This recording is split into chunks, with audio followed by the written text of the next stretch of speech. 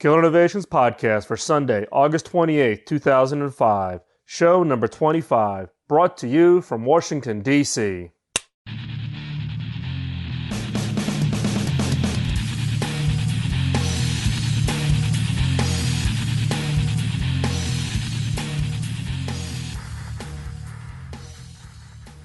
Welcome to the Killer Innovations Podcast. I'm your host, Phil McKinney. Please keep in mind that the opinions and information shared in this podcast are mine and mine alone, and do not necessarily reflect those of my past, current, or future employers. Well, it's show 25. I don't think I've ever had planned on getting to 25. The original podcast was an early experiment. We've been producing the podcast now for about 5 months. And I just want to let you know it's been your feedback and the encouragement from the audience that really has provided the energy and the motivation. So we hope to be producing the podcast for a long time to come. I just want to say thanks for your support and thanks for listening. I'm home this week and then off to Amsterdam in Italy. If you will be in the area, let me know and let's get together for a drink. My upcoming travel schedule is September 8th through the 12th in Amsterdam, September 13th through the 16th in Venice, Italy, then the week of September 19th in San Francisco, and then the week of September 26th in Singapore. Thanks for the feedback. At the end of the podcast, I'm going to be playing some of the messages left on the voicemail feedback line, so you're going to want to stay through to the end and just listen in to some of your fellow listeners. As always, I can be reached at podcast@killerinnovations.com. Or you can leave a message on the voicemail feedback line at +1 703 636 4460. Or you can always Skype me at Phil_McKinney. For segment 1, we're going to talk about idea quotas. Now, earlier in some of the earlier podcasts, I talked about the whole concept, or at least introduced the concept behind setting quotas when you're trying to generate your ideas. I've been wanting to get back to the topic since I only was able to cover it as part of the Killer Innovations Workshop discussion. So I want to go back though and expand upon this idea of creating quotas when you're generating ideas. Now, why quotas? Well, in my experience in running these workshops and working with teams and generating ideas for new products, what I have found that quota and time limits focuses your energy in ways that not only help you increase the volume of ideas, but also in generating deeper, more unique sets of ideas. So, when you have a quota, what typically happens is you will first list off the usual set of ideas or the usual set of things that come to mind when you're trying to come around an idea around a specific area. Then, after you've exhausted that initial list, when you've got a quota, you'll stretch your imagination to really meet the objective. So whatever the quota number is, you'll push yourself in order to try to find that to get enough ideas to meet the quota. And what happens is the quota allows you to generate more imaginative alternatives. And other people that we admire, or at least I admire in the space of being inventors or idea generators or creatives, is Thomas Edison. Thomas Edison had a quota that says that he would have one minor invention every 10 days and a major invention every 6 months. And in order to do that, he had to get a certain number of ideas that led to minor inventions and then led to major inventions. And when you're in these brainstorming sessions, like I said before, where you have kind of, the initial ideas that are okay, and then later on, what I typically have seen the results when I've set a quota for a brainstorming session is that the first third will be kind of the same old ideas, one that's common in the marketplace, things that we've obviously seen or read about. The second third will be more interesting. The teams will come up with something that is clearly more creative, more imaginative.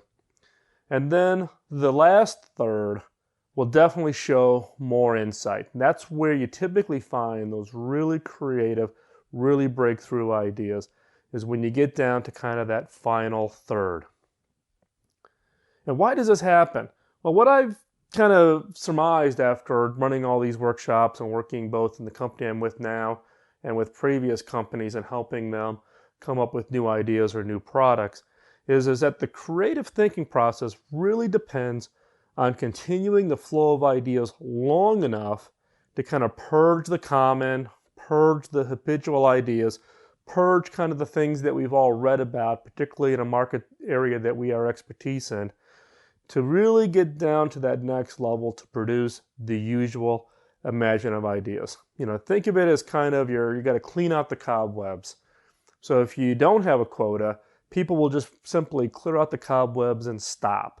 What you want to do is you want to get a workshop or get a brainstorming session going long enough to where you literally can purge all those old ideas out and really break through to those next great ideas.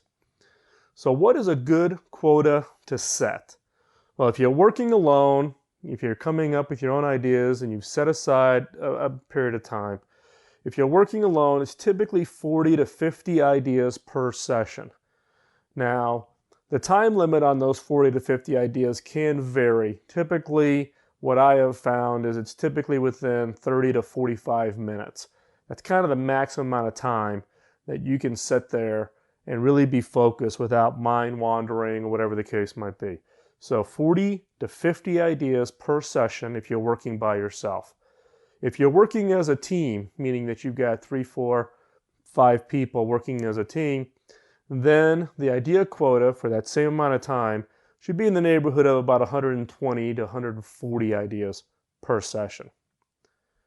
Now, to prove the point on why quotas are important when you're trying to generate these ideas, I'm going to run a little bit of an experiment here with you.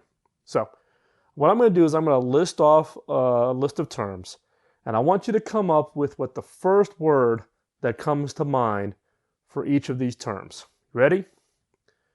Fish, government, airplane, tomato, school.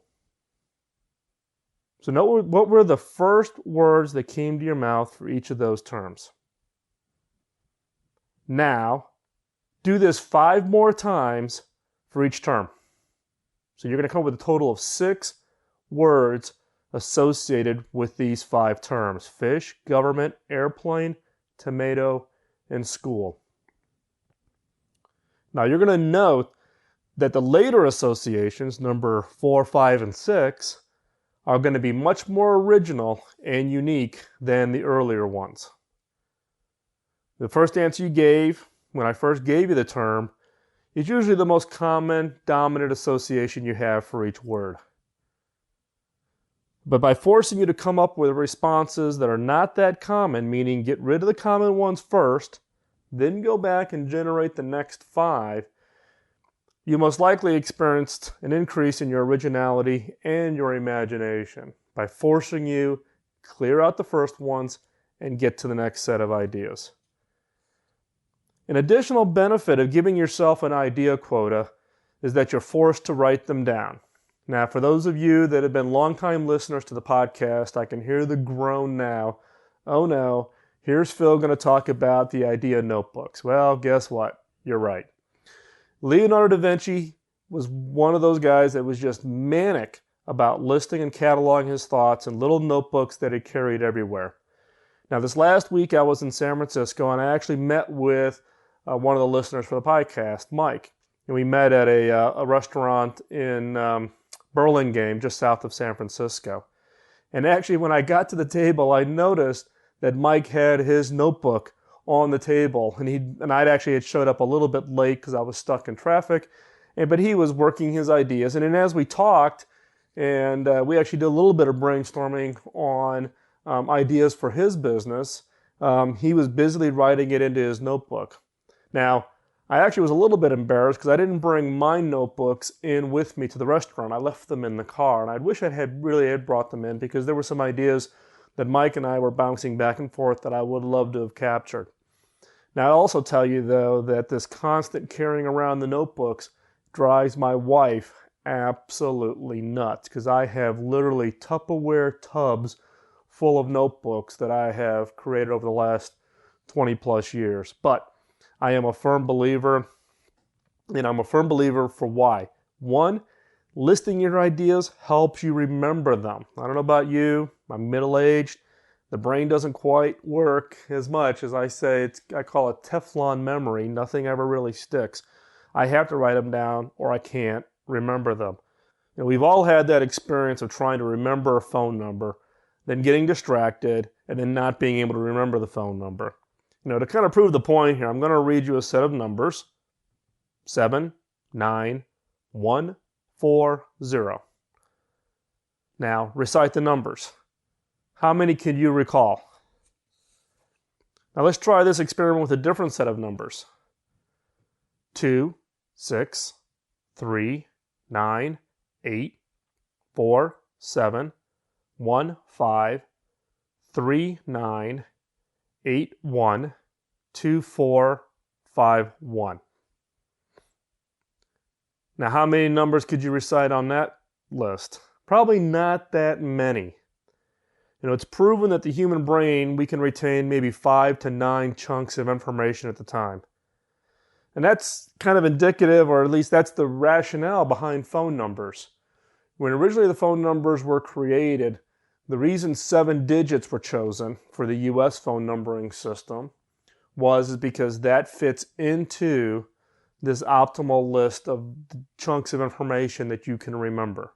And psychologists also proved that if you group them, a 3-digit number and a 4-digit number, then that makes it even easier to remember. Now, with long-distance numbers and other issues, the number gets longer and becomes harder to remember.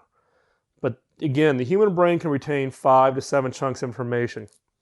However, after about 12 seconds after you've had that number given to you, you find it extremely difficult to try to recall that information. And after 20 seconds, pretty much that information's gone. It's disappeared. So how many numbers can you recall from the first set of numbers that I gave you? Point made. If you don't list your ideas, you will spend all of your mental energy trying to resurrect old thoughts instead of generating the new ideas. So, create a regular schedule for your sessions, whether that's personally or with teams. Maybe it's once per week, once per month, whatever it is. Set a regular session. Set your idea quota. Write your ideas down. Then identify the best ones to work on, and then work them. The result is that you will create an idea pipeline that will continually feed you for new ideas that can lead to the next killer innovation. Segment 2, weak signals. We're going to talk about a trend that's kind of emerging. I read about this on a website called trendwatching.com. And I actually shared this with my wife and some other people to kind of get their take on it.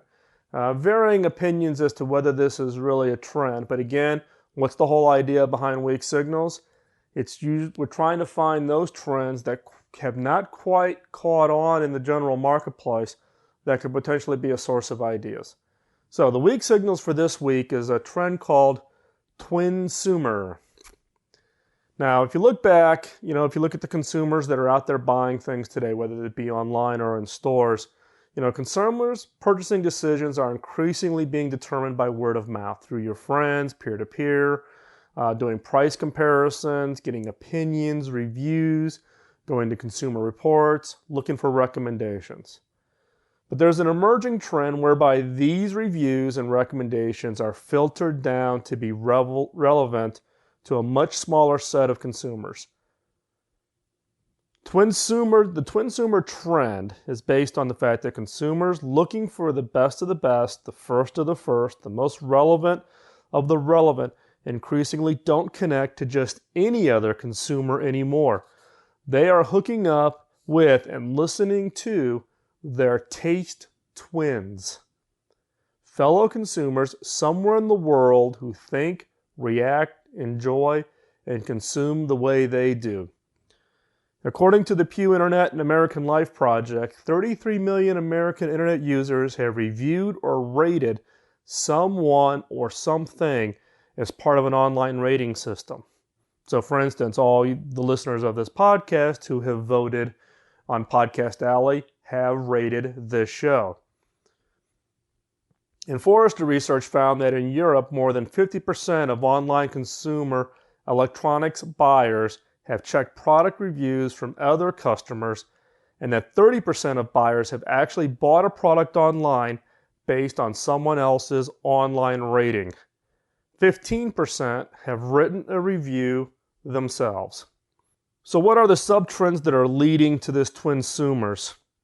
First off is kind of this next generation collaborative filtering. Collaborative filtering, well, what does that mean? Well, the Wikipedia definition is the method of making automatic predictions about the interest of a user by collecting taste information from many users. Now, collaborative filtering has been around for a long time. Was pioneer in this space was Amazon.com's recommendation software, which could tell a customer that if you were interested in, book X, then most likely you will also be interested in book Y based on other consumers. So this is collaborative filtering where you're collecting the taste or the opinions or the purchase decisions made by other consumers.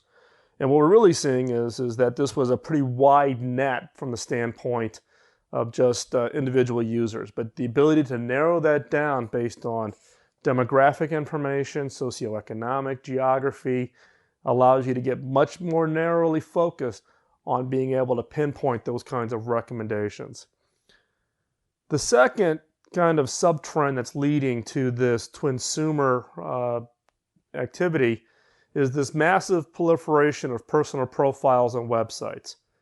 Increasingly, the reviews, opinions, recommendation websites are encouraging the reviewers to add personal profiles. And what these personal profiles really contain is everything about someone's age, appearance, occupation, favorite websites, hobbies, interests, musical taste, biographies, anything that will give other consumers a better feel for how compatible they are with the reviewer, either on a certain topic or in their entire lifestyle. So now you go in and you see someone's recommendation, the ability to click on that person and see that they live in the same geography, maybe they similar educational background, their family structure, whatever the case might be. But your ability not just to relate that this person gave this rating 5 stars, but this person gave 5 stars, and then when you looked at their biography, you were able to create some kind of an emotional link with that biography, therefore finding a twin of your desire. So therefore that recommendation was much more valuable to you. And the third sub-trend I think that's lending itself to creating kind of this Twinsumer activity is the rebirth of true virtual communities. Now, when consumers rally around a specific topic, recommendations are relevant to the topics. It's not that dissimilar to you, the listeners of this podcast, listening to me make recommendations on books that I use. The notebook, for instance, I posted the information to the website about the specific moleskin notebooks that I use for tracking my ideas, and I know a number of you have actually gone off and purchased those. But again, it's this community of making recommendations. So these recommendations are instantly relevant as long as they don't stray too far from the topic at hand. So for instance, if in this podcast, if I was making a recommendation, on a particular car or a particular vacation location, it's not relevant to the topic of killer innovation. So therefore, that recommendation may not be found as being valuable. But it's no wonder that virtual communities, let's keep in mind that virtual communities are kind of going through their third rebirth here, are fertile breeding grounds for meeting one's twin. Again, it's rallying around a particular subject or a particular topic. Forrester estimates that 60% of online Europeans now connect with others in mutual interest or support groups. And this is one Twinsumer area poised to grow quickly, these creating of these communities around finer and finer granularity of topics or interests, or around support groups. Now, it's interesting that a trend within this trend is to safeguard the exclusive and focused nature of these communities. What you're seeing now in these virtual communities is that these groups have taken this point to where some sites have ceilings on the maximum number of members. You can only become a member by a referral, as well as stringent admission rules, basically fueling the effect of twinsumerism. So if you're a member of this group and it has a very tight control on who can become a member of this group, the recommendations that come out from other members, again, are much more relevant. The Twinsumer trend is changing who and what consumers rely on when making purchase decisions. No longer are the consumers really relying on the producer's claims and advertising, but instead relevant, experience-based, personal recommendations, suggestions, and advice of their twin, supported by ruthless price comparison engines. So it's really this decision-making that we see in the future emerging is you finding your twin and getting that recommendation for that item, and then using these price comparison engines to get the best deal on that item that was recommended to you. If you're interested in learning more about this whole concept of twinsumerism, I would suggest that you go out and visit trendwatching.com. They have an article on this whole twinsumerism, which is what sparked this segment. They also have a list of sites and tools that are kind of the examples of this emerging trend in twinsumerism. Segment number 3, the killer question of the week. Now, we've talked in previous podcasts about changing perspective and avoiding assumptions when you're brainstorming or coming up with that next great idea. Now, it's hard to avoid applying rules to our ideas when we don't consciously think about the rules that normally apply to us day in and day out. To help you recognize just one of the assumptions we all operate under, this week's killer question is, how would the absence of gravity change the way your product or service works? How would the absence of gravity change the way your product or service works? Now, clearly, we limit our ideas based on the assumption that gravity will always impact whatever it is we create. How will that device sit on the desk, whether I'm designing a computer, or whether I'm designing a clock, or I'm designing dishes? What packaging should I use to wrap up that product? Well, if you don't have gravity, then you don't have the issue of things being stacked on top and crushing. Do you redesign the packaging? Gravity is not normally something we consciously think about when we're inventing. So again, how would the absence of gravity change the way your product or service works? Now, what are some of the other unconscious rules do we operate under when we're into brainstorming or inventing that next killer innovation? What assumptions do you have about rain and sunshine? Will there always be rain? Will there always be sunshine? Life or death? Will people always die, or will medical sciences advance to where people live to be 2, 3, 4, 500 years old? How does that impact products and services? So again, this week's killer question is, how would the absence of gravity change the way your product or service works? And with that, thanks for listening.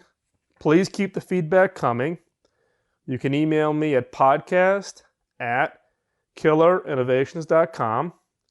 You can send me a message on the voicemail feedback line at 703-636-4460. Or you can always Skype me at Phil_McKinney. Remember, at the end of the podcast, I'm going to be playing the messages left on the voicemail feedback line. Please leave your own messages and I'll play them in the upcoming podcast. Also, if you haven't voted, please visit Podcast Alley. The votes and comments on Podcast Alley are the easiest way to say thanks for the time and effort that goes into researching and producing your favorite podcast. Also, please join in on the conversation about creativity, innovation, ideas, and weak signals by visiting killerinnovations.com and clicking on the KI Community button. So again, thanks for listening. Stay subscribed, get others to subscribe, and we'll see you next week. Bye-bye.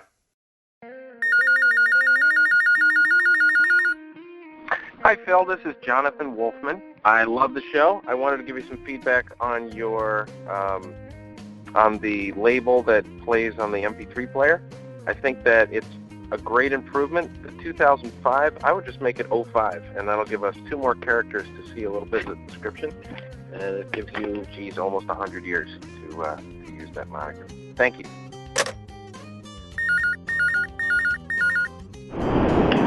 Hey Phil, listening to your Killer Innovations podcast, it's quite good. I enjoy it a lot. A lot of good ideas in there and different case studies that you mentioned. I like your approach to most of it. You do a lot of traveling, and you mentioned that, but you don't really bring up how you're seeing differences too much around the world. You have brought up some cases, for example, India, but I'm just curious, have you seen different approaches that are effective in different locations?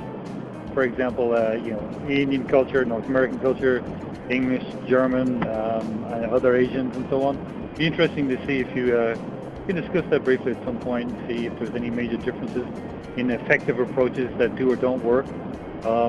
Not necessarily what's comfortable for those audiences, but what works for getting them out of that comfort zone if necessary, but just what's effective overall.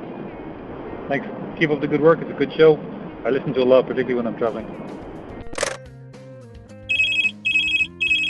Phil, rockin' show. I just got subscribed last week. I found you on Podcast Alley. I will be sure to be voting for you there. This is a great show. I'm not currently in any kind of innovative field. I'm currently working on getting into some more fields of innovation and where I can use some of the natural talents I have. But I appreciate what you're sharing, as it's I think it's applicable to being trained to be innovative, which I think everybody has the ability to do. Once again, great show, and keep it up. Thanks a lot.